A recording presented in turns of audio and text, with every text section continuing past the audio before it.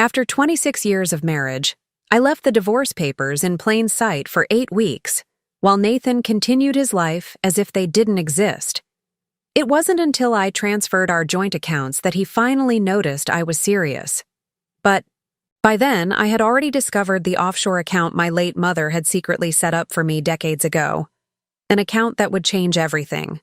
Before we jump back in, tell us where you're tuning in from, and if this story touches you, make sure you're subscribed, because tomorrow, I've saved something extra special for you. The realization that my marriage was over didn't come as a lightning bolt, but as a slow, creeping certainty that eventually became impossible to ignore, like watching the tide gradually rise until you're standing in water up to your neck.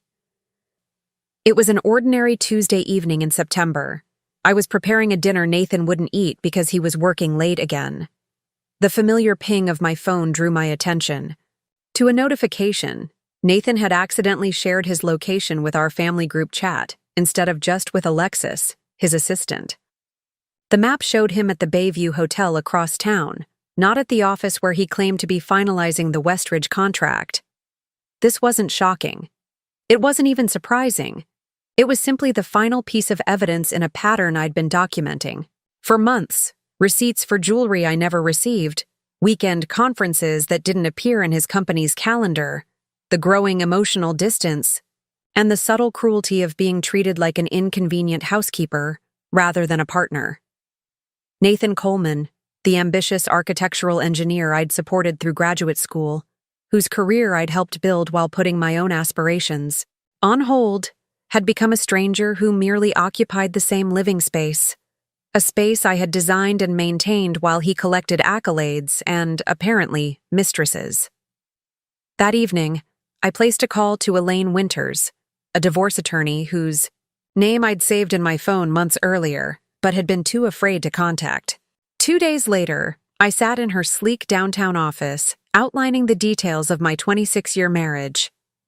"Let me be clear about our financial situation," I explained, spreading the documents I'd carefully gathered across her desk. "The house in Oak Ridge is in both our names.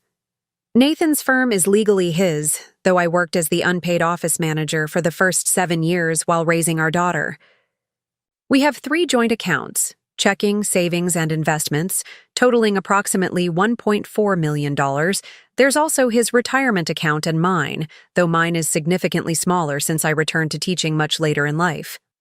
Elaine nodded, making notes. "And you believe he's hiding assets?" "I know he is," I said with more certainty than I felt. "There have been unusual transfers, large sums moving to accounts I don't recognize. When I've asked, he's dismissed it as business. Restructuring and changes the subject." Elaine's expression remained professionally neutral. "We'll request full financial disclosure during discovery. In the meantime, I recommend opening your own accounts if you haven't already. Don't empty the joint accounts. That could look vindictive to a judge. But perhaps transfer your reasonable share for living expenses." 2 weeks later, the divorce papers were prepared. I could have had them served formally, creating an unavoidable confrontation. Instead, I chose a different approach. I left them on the mahogany desk in Nathan's home office, in the center of the blotter where he couldn't possibly miss them. Then I waited, and waited. Pause for audience connection. Have you ever felt completely invisible to someone who should see you most clearly? Share your thoughts in the comments below. Days passed. Nathan came and went. He worked at that very desk. He paid bills. He even set his coffee mug on top of the envelope. Yet he never mentioned the papers, never acknowledged them. It was as if they existed in a dimension he couldn't perceive, or chose not to. When our daughter Madeline called from her apartment in Boston, I didn't mention the papers or my plans. At 24, she had enough to manage with her surgical residency. No need to burden her with her parents' disintegrating marriage until it was necessary. "How's Dad?" she asked, as she always did. "Busy with the Westridge project," I replied. the half-truth bitter on my tongue. October arrived, bringing the first hints of fall to our suburban neighborhood. The divorce papers remained untouched, gathering a thin film of dust. I began to wonder if I was the invisible one, not the documents. Had 26 years of marriage rendered me so insignificant that even my desire to end our union didn't warrant acknowledgement? I continued teaching my fourth-grade class at Pinewood Elementary, maintaining a facade of normalcy that grew more exhausting by the day.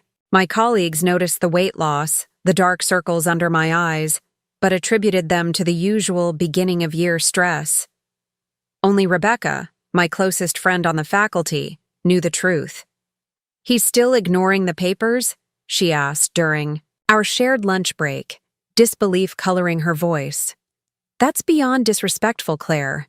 It's emotional manipulation." "I know," I sighed, picking at my salad. "Elaine says I should have them formally served, but something in me wants him to at least acknowledge them on his own, to show that minimal respect." Rebecca's expression hardened. "And if he never does?" It was a question I'd been avoiding, the awareness growing like a shadow at the edge of my consciousness. What if Nathan's strategy was simply to wait me out, to wear down my resolve through sheer indifference? By early November, 8 weeks after I'd first placed the divorce papers on his desk, my patience evaporated. The latest credit card statement had arrived, showing a charge for a weekend at a Napa Valley vineyard, a weekend Nathan had allegedly spent at a structural engineering symposium in Denver.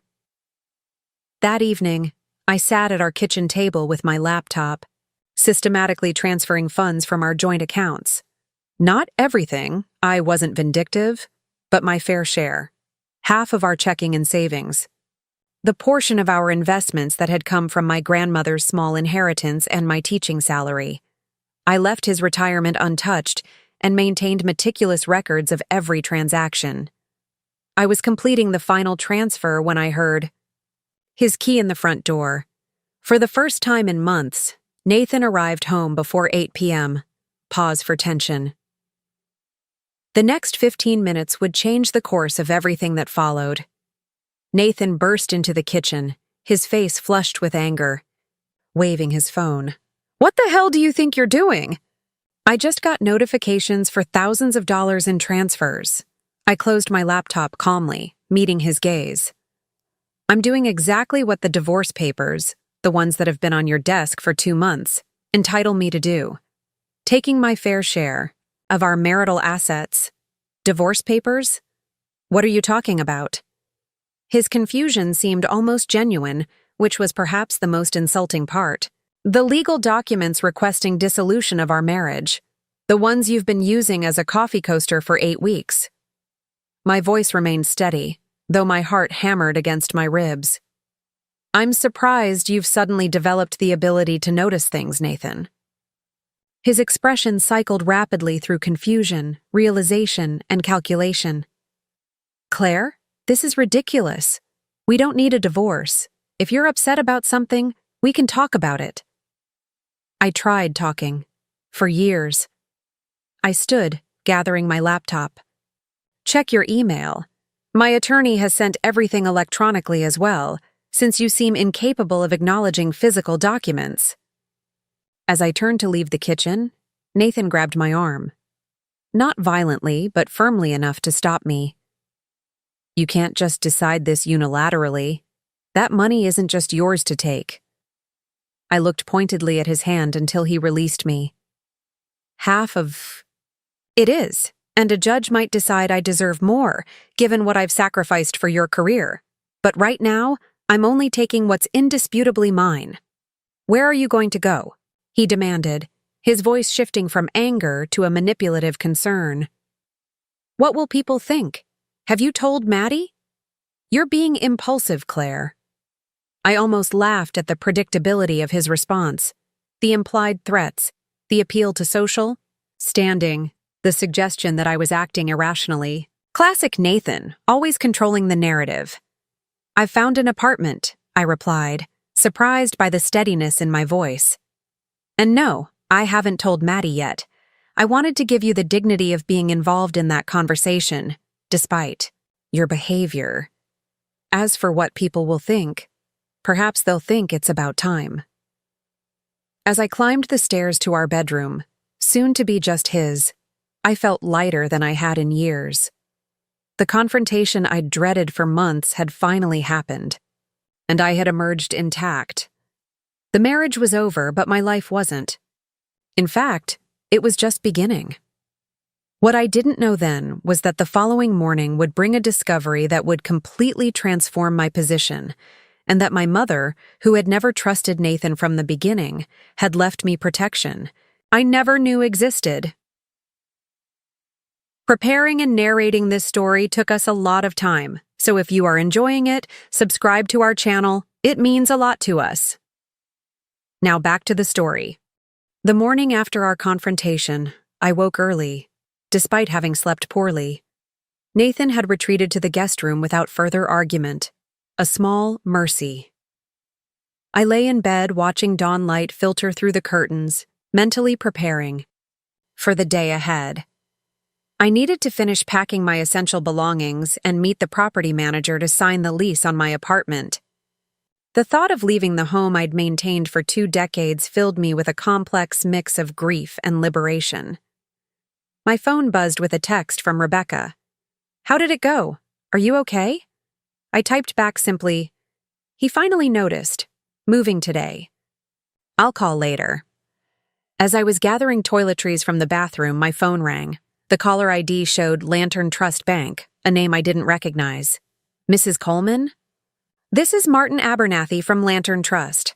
I'm calling regarding an urgent matter concerning your account." I frowned, sitting on the edge of the bathtub. "I don't have an account with Lantern Trust." "Actually, you do, Mrs. Coleman. Or should." "I say Ms. Wallace." He used my maiden name, which I hadn't gone by in 26 years. "According to our records, you're the sole beneficiary of a trust established by Evelyn Wallace in 1994. My mother. Dead for 12 years now. I gripped the phone tighter. There must be some mistake. My mother never mentioned any trust. "No mistake, ma'am. The trust has specific activation parameters. We've been monitoring certain conditions as instructed, and those conditions have now been met. I'd like to schedule an appointment at your earliest convenience." My mind raced, trying to make sense of this. What conditions? Pause for audience engagement. If you're enjoying this unexpected turn, give this video a thumbs up and subscribe. Sometimes life's biggest surprises come when we need them most. I'm not at liberty to discuss details over the phone, but I can tell you the trust was designed with specific triggering events. One of those events occurred yesterday at 6:17 p.m., the exact time I'd transferred funds from the joint accounts. I agreed to meet Mr. Abernathy at the Lantern Trust offices that afternoon. After hanging up, I sat motionless, my mind swirling with questions. My mother, practical and sometimes pessimistic. Evelyn had apparently set up some kind of financial safety net nearly 30 years ago, and somehow knew exactly when I would need it. The memory of my mother's voice echoed in my mind. "Always have a backup plan, Claire. Men come and go, but self-reliance is forever." I'd dismissed it as the bitter wisdom of a woman divorced twice, never imagining I'd find myself in the same position after nearly 3 decades of marriage. I continued packing, adding one item I'd nearly forgotten, a small rosewood box containing my mother's personal papers, which I'd stored in the back of my closet after her death. Something told me I might find answers there. 3 hours later, I was seated across from Martin Abernathy in a richly appointed office in downtown Westlake. He was older than I'd expected, perhaps in his 70s, with silver hair and wire-rimmed glasses that gave him the appearance of a kindly professor rather than a banker. "Your mother was a remarkable woman," he began, opening a thick folder. "Very forward-thinking, very protective of you." "I had no idea she had this kind of foresight," I admitted. "Or these kinds of resources." Mr. Abernathy smiled slightly. "Evelyn was discreet about her financial matters. She came to me shortly after your engagement to Nathan Coleman with very specific instructions. He turned the folder toward me. Inside was a document titled The Evelyn Wallace Protection Trust, dated May 1994, 2 months after Nathan had proposed. Your mother established this trust with an initial deposit of $175,000. The proceeds from her divorce settlement and the sale of her mother's property in Pinehurst. The terms were unusual but explicit. The trust would remain dormant, accumulating interest and investment returns until one of 3 conditions were met: your divorce from Nathan Coleman, his death, or— He paused, seeming to choose his words carefully, evidence of financial misconduct on his part. I stared at the document, struggling to process this information. And you've been monitoring our accounts? Is that even legal? Not exactly, Mr. Abernathy clarified. The trust includes provisions for legal monitoring of publicly available records, property transactions, business registrations, tax liens, court filings, and you authorized account monitoring when you signed your joint banking agreements. Yesterday's significant fund transfers from joint accounts triggered an alert in our system. He slid another document across the desk, a statement showing the current value of the trust. The figure made me gasp. $1.7 million. That's not possible, I whispered. My mother was a high school librarian. She lived modestly. Evelyn was also an exceptionally shrewd investor, Mr. Abernathy explained. She gave us specific instructions regarding investment strategies. The initial amount has grown considerably over 29 years, particularly with her early investments in certain technology stocks. I tried to absorb this revelation, this unexpected lifeline appearing precisely when I needed it most. Why wouldn't she tell me about this? She left a letter to explain. He withdrew a sealed envelope from the folder, cream-colored paper, yellowed slightly with age. My mother's handwriting was instantly recognizable, my name written in her elegant, slanted script. Pause for narrative tension. My hands trembled as I broke the seal. The letter was dated June 15, 1994, a month before my wedding. My dearest Claire, if you're reading this, then one of the circumstances I feared has come to pass.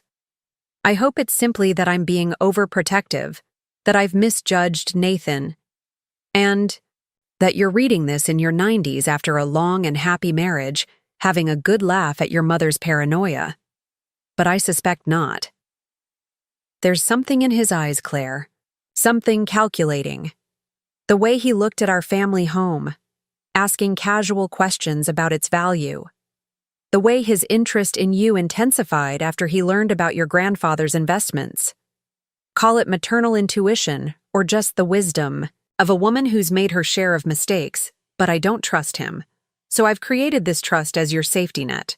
The money comes from my divorce settlement, your grandfather's insurance policy, and the sale of the Pinehurst property. I've directed Mr. Abernathy to invest it aggressively. By the time you need it, if you need it, it should provide you with options. Options are power, Claire. Remember that. Whatever has happened to bring you to this letter, please know this isn't the end, merely a transition. You are stronger than you know, more capable than you believe, and infinitely precious to me. Use this trust wisely. It's not meant as revenge against Nathan, but as protection for you, a way to ensure your choices remain yours. All my love, Mom. I looked up from the letter to find Mr. Abernathy watching me with gentle concern. Are you all right, Mrs. Coleman? Ms. Wallace, I corrected, surprising myself. I think I'll be using my maiden name again. I carefully refolded the letter. My mother seems to have seen something I missed. Evelyn was remarkably perceptive. He agreed. She anticipated this possibility with remarkable clarity. What happens now? I asked, still trying to process everything. The trust becomes active immediately.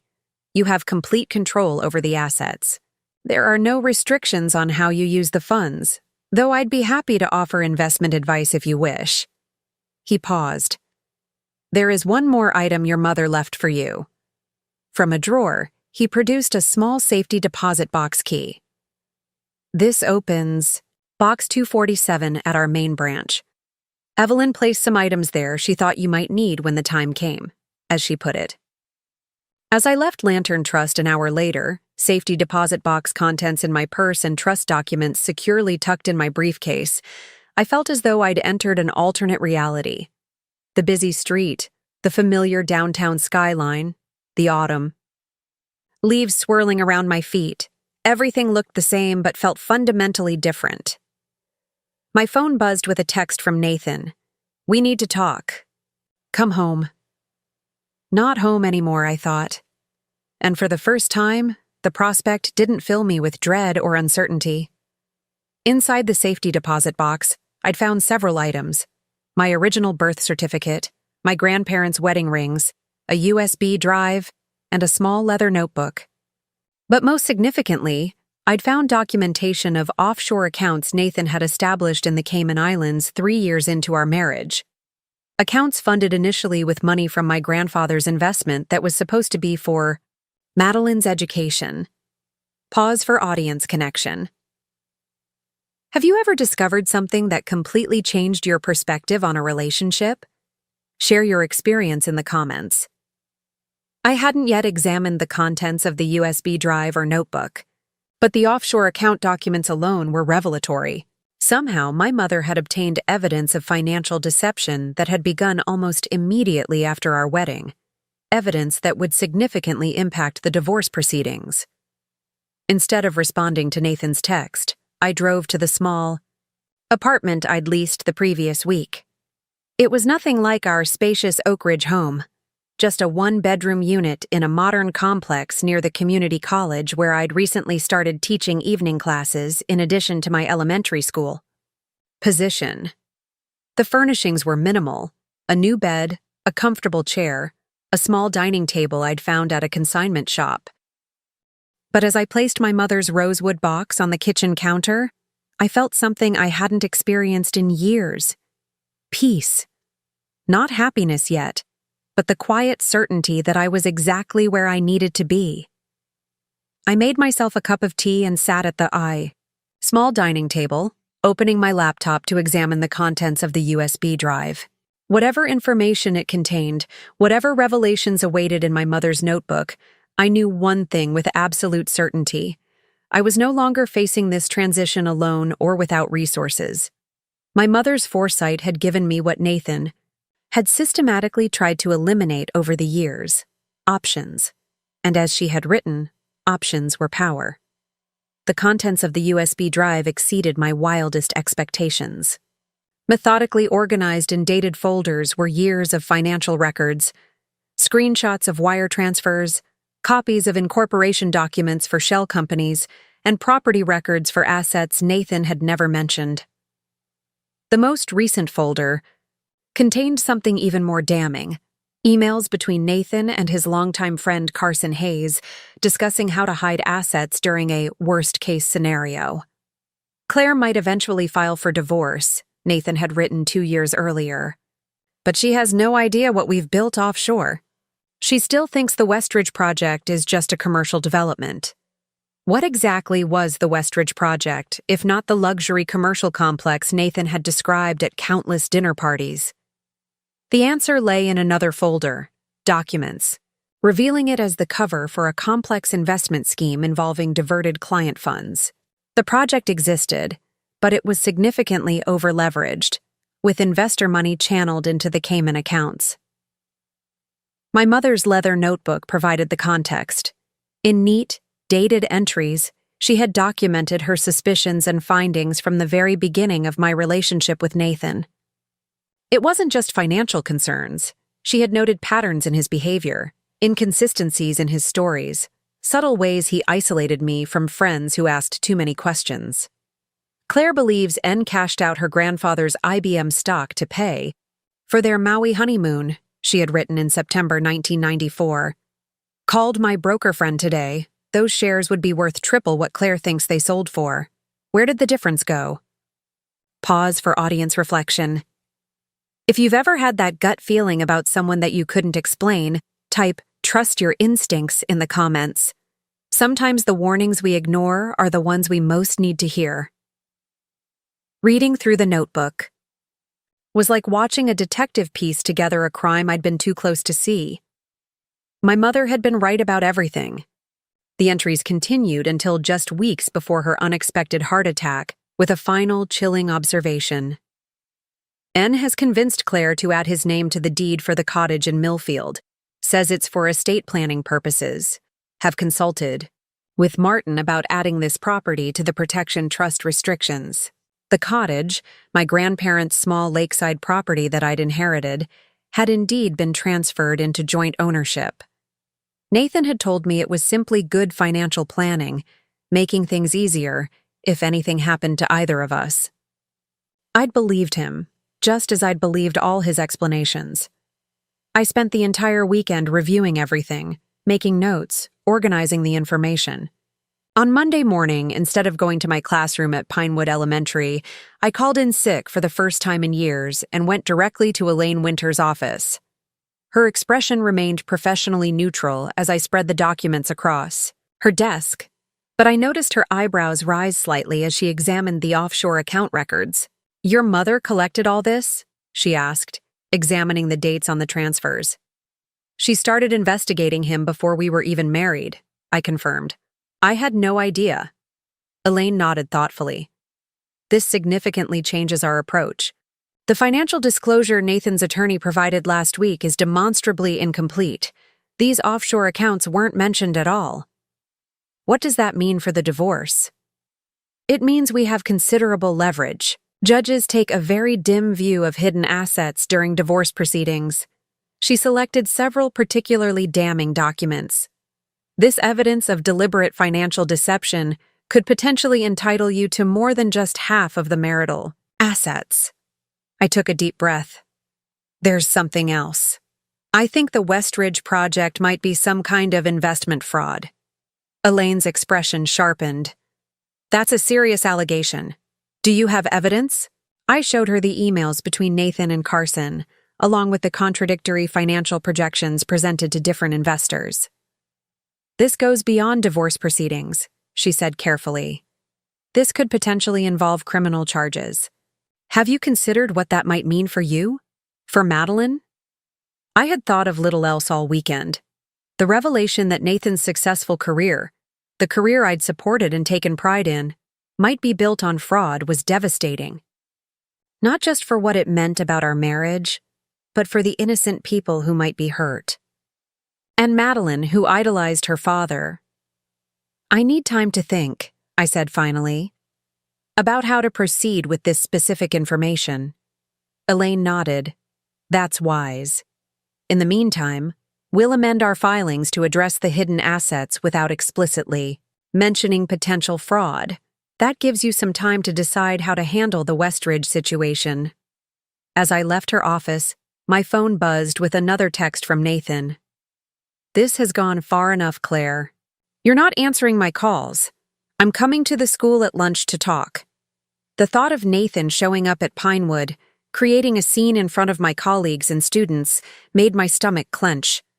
I quickly replied, "I'm not at school. I know about the Cayman accounts, Nathan. My lawyer has everything." His response came seconds later. "What are you talking about? You're being ridiculous." Then, moments later, "Where did you get that information?" And finally, "We need to talk.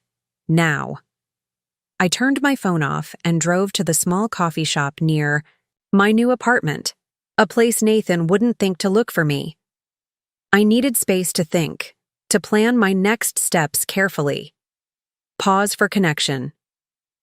Have you ever discovered something that made you question everything you thought you knew about your life? Drop a if you've been there. The barista, a young woman with vibrant blue hair named Zoe, greeted me by name. I'd become a regular over the past week. "Rough day?" she asked, noting my expression as she prepared my usual latte. "Complicated," I answered with a weak smile. "Well, you picked the right place to hide out," she said cheerfully. Nobody's gonna bother you in the corner booth. I settled into the suggested spot, back to the wall, watching the door despite myself. Old habits. Always positioning myself to anticipate Nathan's needs when he entered a room. But Nathan wasn't coming. He had no idea where I was, and for the first time in decades, I was entirely beyond his reach. The realization was both terrifying and exhilarating. I opened my laptop and began organizing my thoughts, creating a list of immediate priorities. First, I needed to talk to Madeline. She deserved to hear about the divorce from me, not through gossip or an angry call from her father. Second, I needed to secure my new financial independence by setting up proper accounts under my maiden name. Third, I needed to decide what to do about the Westridge project information. That evening, I finally turned my phone back on to find 17 missed calls from Nathan, 5 from numbers I didn't recognize, and 1 from Madeline. I called her, back immediately. "Mom? What's going on?" Her voice was tense. "Dad's called me 3 times today, talking about a misunderstanding between you two. He sounds weird."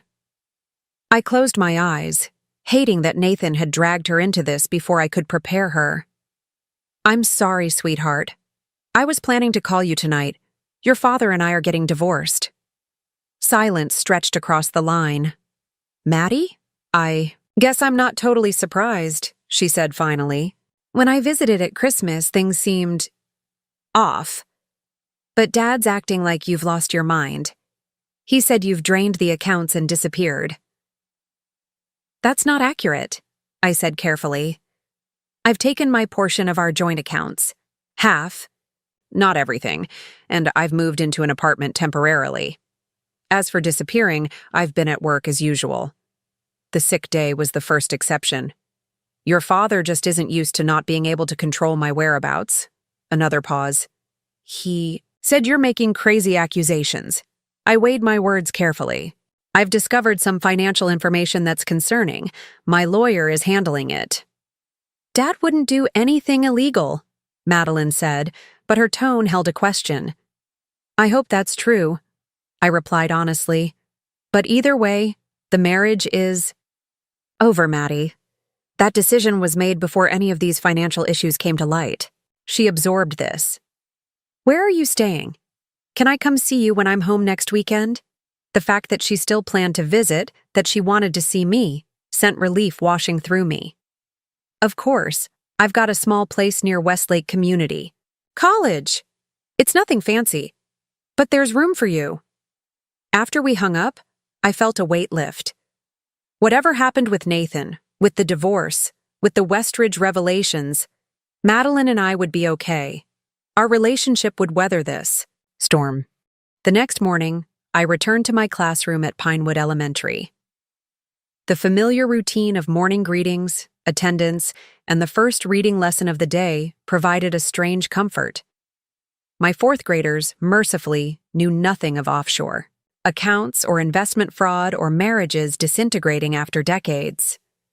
Their concerns were refreshingly immediate: homework assignments, playground disputes, the class hamster's new exercise wheel. During lunch break, Rebecca joined me in the classroom, closing the door for privacy. "You look different," she observed. "More present somehow." I smiled slightly. Amazing what financial security can do for one's confidence. "So the meeting with the bank was good?" she asked. "Life-changing," I confirmed. "My mother left me more than I ever imagined possible." Rebecca had been my closest confidant through this process, but even she didn't know the full extent of what I'd discovered. For now, I kept the details about Nathan's potential fraud to myself. The fewer people who knew, the better, at least until I decided how to proceed. When school ended that afternoon, I found District Attorney Carolyn Mendez waiting beside my car in the teacher's parking lot. We had served on a community education, board together years earlier, though we weren't close friends. "Claire," she greeted me with a nod. "I was hoping we could talk." My heart rate accelerated. "About?" "Not here," she said, glancing around the busy parking lot. Could we go somewhere? Private. Pause for tension. 20 minutes later, we sat in a booth at a quiet restaurant several miles from the school. Carolyn wasted no time on pleasantries. 3 days ago, my office received an anonymous package containing documentation about the Westridge Development Project, she said, her dark eyes studying my reaction. Financial records, emails, evidence suggesting significant investor fraud. My fingers tightened around my water glass. I see.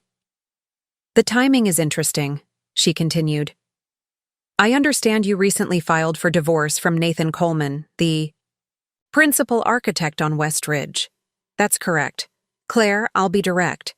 Was it you who sent those documents? I shook my head. No, but I recently discovered similar information. Carolyn nodded slowly. We've opened a preliminary investigation. If what these documents suggest is accurate, a lot of people stand to lose a great deal of money. Including my daughter, I said quietly. Her college fund was supposedly invested in Westridge. I'm sorry, Carolyn said and seemed to mean it. This puts you in a difficult position. What happens now? I asked. We continue our investigation. If we find sufficient evidence, we'll bring charges. She hesitated. It would help to know the source of your information. I thought of my mother's years of meticulous documentation, her quiet determination to protect me even when I didn't know I needed protection. I'm not ready to share that yet, but if your investigation proceeds to charges, I'll cooperate fully. As Carolyn drove away, I sat in my car wondering who had sent the anonymous package. Had Nathan's scheme begun to unravel from within? Had one of his investors grown suspicious? Or was there someone else out there who, like my mother, had been watching and waiting for the right moment to act? That night in my small apartment, I opened my mother's notebook again, this time turning to the very last page. There, in her elegant handwriting, was a quote she'd apparently found meaningful. The truth has a way of emerging, even when buried beneath decades of deception. Your job is not to force its revelation, but to be ready when it finally appears. Ran my fingers over the words, feeling a connection to her that transcended time and death. She had given me not just financial protection, but wisdom. The patience to let Nathan's carefully constructed facade crumble under the weight of his own actions. For the first time since discovering the divorce papers gathering dust on his desk, I slept deeply and dreamlessly, free from the anxiety that had become my constant companion. Whatever happened next, I was prepared. My mother had made sure of that. 2 weeks after my meeting with Carolyn Mendez, the Westridge investigation moved from preliminary to official. The local business journal published a front-page story detailing allegations of investor fraud, naming Nathan and Carson Hayes as the primary subjects of the investigation. The article mentioned millions in misappropriated funds and a pattern of deceptive practices dating back years. I was in my classroom preparing for the day when my phone buzzed with a text from Rebecca. Have you seen the news? Call me. Before I could respond, Principal Harriet Donovan appeared in my doorway, her expression grave. Claire, could you come to my office? I've arranged for a substitute to cover your class. My stomach tightened as I followed her down the hallway. Had Nathan somehow convinced the school administration that I was unfit to teach? Was I about to be placed on leave? In Harriet's office, she gestured for me to sit before closing the door. I wanted to speak with you before the day begins, she said, her tone gentler than I'd expected. The story about Westridge Development is all over the news this morning. Given your connection to the situation, there may be some uncomfortable attention. I nodded, grateful for her discretion. I understand. Would you prefer I take some time off? Actually, I wanted to assure you of the school's support, Harriet replied, surprising me. You've been an exemplary teacher for 15 years. Your personal situation doesn't change that. However, she continued, reporters have already called the district office. If any attempt to approach you here on school grounds, we'll handle it. Your classroom will remain a safe space. Relief washed through me. Thank you, Harriet. That means more than you know. Are you all right otherwise? She asked, her professional demeanor softening slightly. This can't be easy. I'm managing, I said, touched by her concern. One day at a time. When I returned to my classroom, the children were already arriving, backpacks and lunchboxes in tow, blissfully unaware of investment fraud or the drama unfolding in their teacher's life. I immersed myself in their lessons, grateful for the normalcy of multiplication tables and spelling tests. At lunch, my phone showed 7 missed calls, 5 from Nathan, 1 from Madeline, and 1 from Elaine Winters. I stepped into the faculty lounge to return Madeline's call first. Mom, she answered immediately, her voice tight with stress. Have you seen the news? Yes, sweetheart. I'm sorry you're caught in the middle of this. Is it true? She asked directly. What they're saying about Dad? I hesitated, torn between honesty and protecting her from painful truths. The investigation is ongoing, I said carefully. But I've seen documents that suggest there are serious financial irregularities with Westridge. Dad called this morning, saying it's all a misunderstanding that you've somehow engineered, that you're trying to destroy him because of the divorce. Her voice wavered. He sounded desperate, Mom. I've never heard him like that. My heart ached for her. I didn't initiate the investigation, Maddie. Your father's business practices are being questioned by authorities because evidence of wrongdoing emerged. That's separate from our divorce. Are you still coming to get me from the airport tomorrow? She asked, changing the subject. Of course. Nothing could keep me away. Pause for audience connection. Sometimes the hardest part of revealing truth is seeing how it affects those we love most. Have you ever had to stand firm in your truth even when it hurts someone you care about? After school, I returned Elaine's call from the privacy of my car. Nathan's attorney has requested an emergency hearing, she informed me. They're claiming you've illegally obtained confidential business documents and leaked them to the district attorney's office. That's not true, I replied. I didn't send anything to the DA. I know that, Elaine assured me. And more importantly, we can prove the documents in our possession came through legitimate channels, your mother's research and the trust. But Nathan's getting desperate. The Westridge investigation has investors pulling out, and his firm is on the verge of collapse. What does that mean for the divorce proceedings? It complicates things, she admitted. If criminal charges are filed, assets could be frozen. On the other hand, the evidence of financial deception strengthens our position regarding the division of marital property. She paused. There's something else. Nathan's attorney has made a settlement offer. I gripped the phone tighter. What kind of offer? He's willing to give you the house in Oak Ridge, full ownership of the cottage in Millfield, and a lump sum of $800,000 if you agree to sign an NDA regarding his business practices. I nearly laughed at the audacity. He wants me to stay silent about potential criminal activity in exchange for assets that are already partly mine. Essentially, yes, Elaine confirmed. I told his attorney we'd consider it, but I wanted you to know my professional recommendation is to decline. This offer suggests they're very worried about what might come out during discovery. I'm not interested, I said firmly. Not just because it's inadequate, but because I won't be complicit in covering up whatever he's done. I thought you'd say that, Elaine replied, and I could hear the approval in her voice. I'll inform them tomorrow. That evening, as I was preparing my small apartment for Madeline's visit, someone knocked on my door. I froze, suddenly aware of how few people knew my new address. Cautiously, I approached the door and looked through the peephole. Carson Hayes, Nathan's business partner and friend for 20 years, stood in the hallway, shifting nervously from foot to foot. I kept the security chain latched as I opened the door a few inches. Carson? How did you find me? Nathan has had you followed since you moved out, he admitted, looking uncomfortable. Claire, I need to talk to you. Please. Every instinct warned against letting him in, but his expression, desperate, haunted, made me hesitate. Whatever you have to say, you can tell Carolyn Mendez at the DA's office. I'm going there tomorrow, he said, surprising me.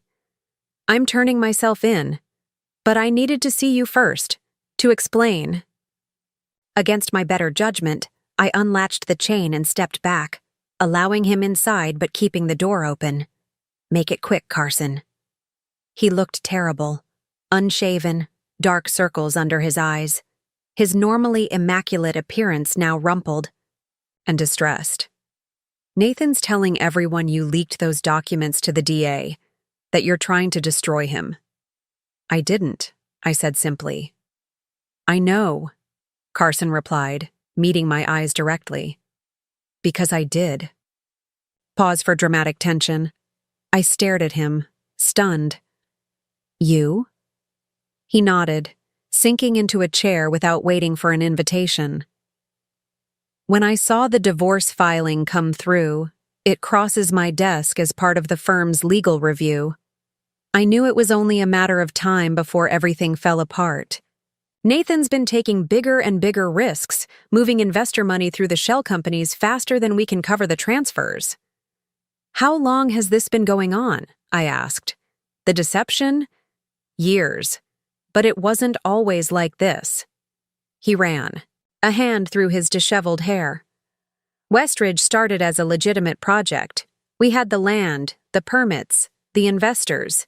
But Nathan kept siphoning funds for other ventures, then bringing in new investors to cover the shortfalls from the previous ones. A Ponzi scheme, I said quietly. Carson nodded miserably. I told myself it was temporary, that once the project was complete and the units sold, everything would balance out. But the hole kept getting deeper. He looked up at me, his expression pained. I'm sorry, Claire. I should have come forward sooner. Why now? I asked. Because Nathan's planning to disappear, he said bluntly. He has a backup plan, has for years. Passport under another name, accounts in Singapore that even I didn't know about until recently.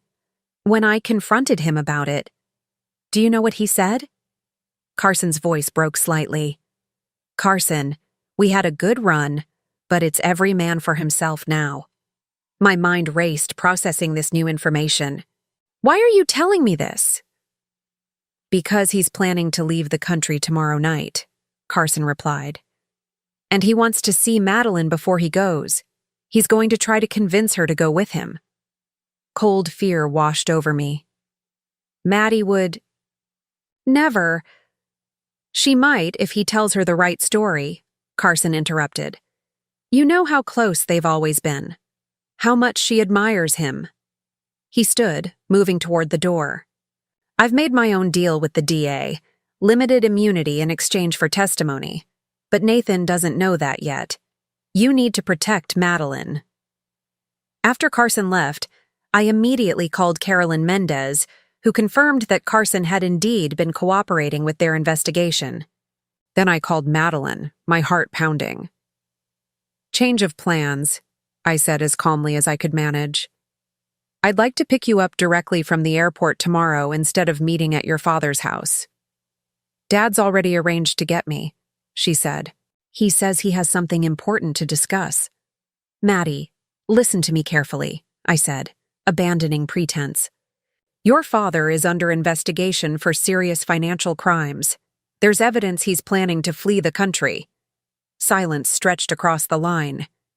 You're saying he wants to see me to say goodbye? Her voice was small, wounded. Or to convince. You to go with him, I said gently. Either way, I'm worried about you being alone with him right now. Another pause. I'll text you my flight details, she finally said. Meet me at arrivals. The next morning dawned gray and rainy, matching my mood as I drove to the airport 2 hours early, terrified that Nathan would somehow get to Madeline before I could. I paced the arrivals area, checking the flight status obsessively until finally, The board showed her plane had landed. 20 minutes later, Madeline emerged through the security doors, looking exhausted and troubled. When she saw me, she dropped her carry-on bag and rushed into my arms, something she hadn't done since middle school. Dad called while I was boarding, she whispered against my shoulder. He sounded strange, talking about starting fresh somewhere. Else just the two of us. He said terrible things about you. I held her tightly, relief washing through me. It's going to be okay. As we drove from the airport, my phone rang, Nathan's number. I declined the call, but seconds later, Madeline's phone lit up. 3 years have passed since that rainy day at the airport with Madeline. 3 years since Nathan's frantic final calls before he attempted to board a flight to Singapore with a passport under the name Neil Camden. 3 years of rebuilding, healing, and discovering who Claire Wallace truly is beyond the roles of Mrs. Coleman, Nathan's wife, or even Madeline's mother. Nathan never made it past airport security. The investigation Carolyn Mendez initiated had already flagged his aliases in the system. I wasn't there to witness his arrest. I was at my small apartment with Madeline, holding her as she alternated between tears of betrayal and moments of steely resolve that reminded me so much of my mother. He really thought I would go with him, she kept saying, disbelief coloring her voice. Abandon my residency, my whole life to become a fugitive. He didn't even know me at all. The months that followed were difficult in ways I couldn't have imagined. The media coverage was relentless. Prominent architects' massive fraud scheme exposed. Coleman's house of cards collapses. Dozens of investors left with nothing. Madeline temporarily took a leave from her surgical residency, the stress and public scrutiny becoming too much to bear alongside her demanding training. Carson Hayes received his limited immunity in exchange for comprehensive testimony about the financial deceptions. The evidence he provided, combined with my mother's meticulously documented research and the records from the offshore accounts, created an airtight case.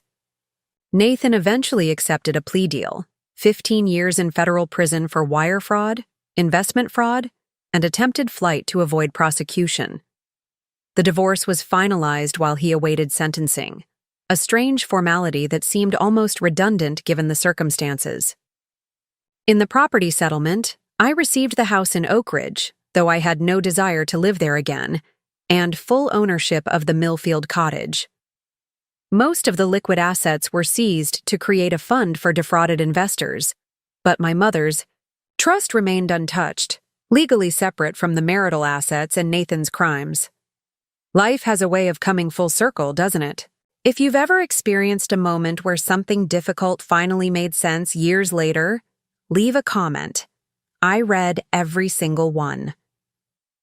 The first year after Nathan's arrest, I focused entirely on stability, maintaining my teaching position, supporting Madeline through her crisis of confidence, learning to navigate life as a single woman in my 50s. I sold the Oak Ridge house, unable to feel comfortable in spaces where so many lies had been told, and purchased a smaller home closer to Pinewood Elementary. During that period, I rarely looked at my mother's notebook or the contents of the USB drive. The evidence had served its purpose in the legal proceedings, and revisiting those documents only reinforced how completely I had been deceived. Instead, I focused forward, establishing new routines, new friendships, new priorities. The second year brought unexpected opportunities. Harriet Donovan, the principal who had stood by me through the scandal, approached me about developing a financial literacy program for the upper elementary grades. After what you've been through, she said during our planning meeting, you understand, better than most, how critical these skills are, especially for young girls. The project ignited a passion I hadn't known was there. I spent evenings and weekends researching age-appropriate financial education, developing lessons that would engage 9- and 10-year-olds while imparting crucial knowledge about saving, investing, and recognizing financial red flags.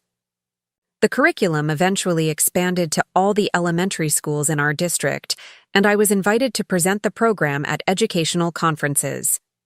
It was at one such conference in Boston that Madeline, now in the final year of her surgical residency, joined me for dinner with an unexpected guest, Martin Abernathy from Lantern Trust.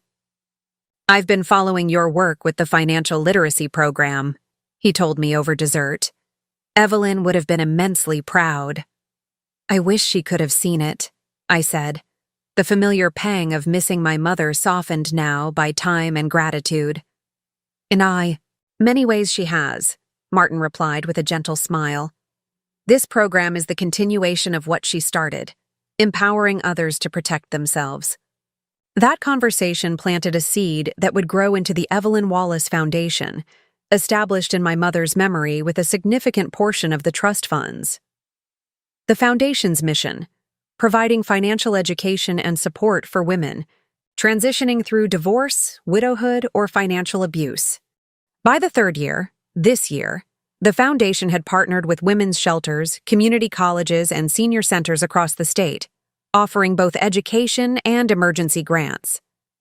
The work brought me into contact with dozens of women whose stories echoed aspects of my own: the gradual erosion of financial independence, the subtle manipulation, the moments of awakening. Pause for audience connection. One woman's story particularly touched me. Janelle, a 62-year-old grandmother who discovered after her husband's death that their retirement accounts had been emptied to support his gambling addiction. She came to one of our financial recovery workshops devastated, believing her future had been irrevocably destroyed. "I don't even know where to begin," she told me during our first meeting.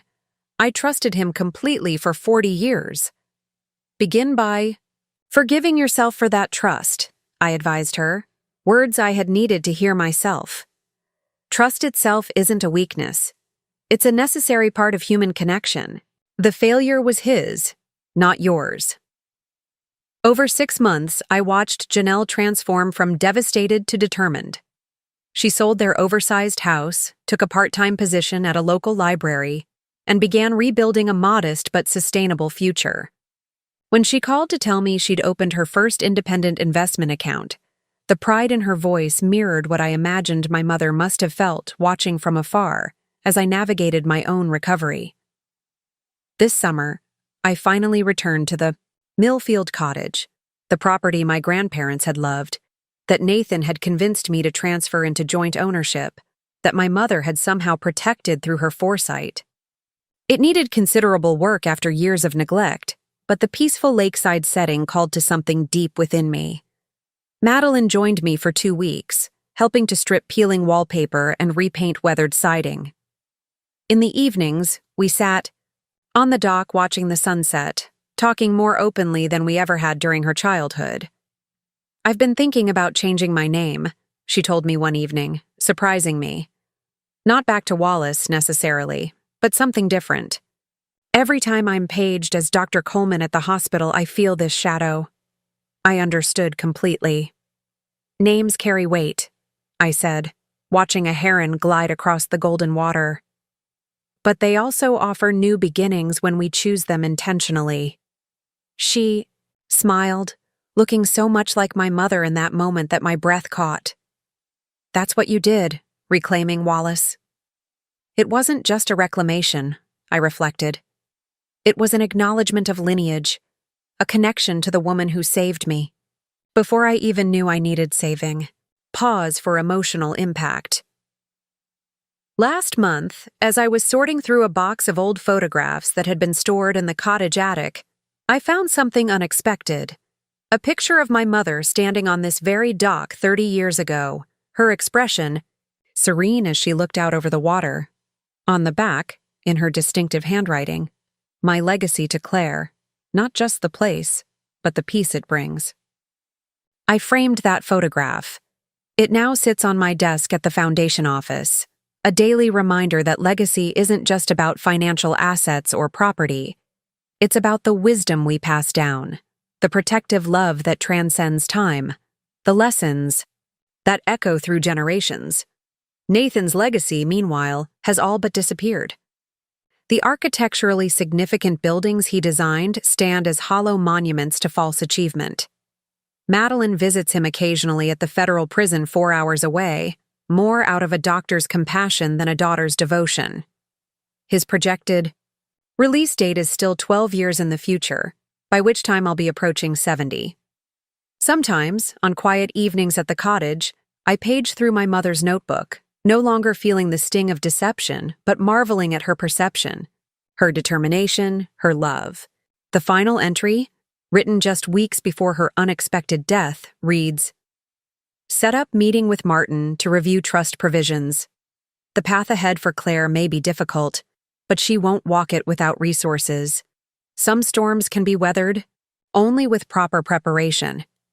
She couldn't have known exactly what form the storm would take, only that one was likely brewing on my horizon.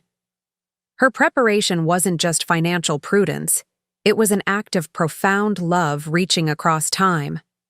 The divorce papers that sat ignored on Nathan's desk for 8 weeks now seem like ancient history, a relic from another lifetime. The woman who placed them there, hesitant, uncertain, afraid of the future, has been transformed by the very crisis that threatened to destroy her. In her place stands someone stronger, clearer, more purposeful, someone who teaches fourth graders by day and helps women reclaim their financial power by night. Someone who has learned that endings, even painful ones, create space for new beginnings. Someone who understands now what her mother knew all along, that our greatest power lies not in what we have, but in what we know, and in the legacy of wisdom we choose to pass on. Thank you for joining me for this story of betrayal, discovery, and renewal. If it resonated with you, please subscribe and share with someone who might need to hear that it's never too late to reclaim your power. Remember, sometimes what feels like an ending is actually the first page of your best chapter yet. Up next, you've got 2 more standout stories right on your screen. If this one hit the mark, you won't want to pass these up. Just click and check them out.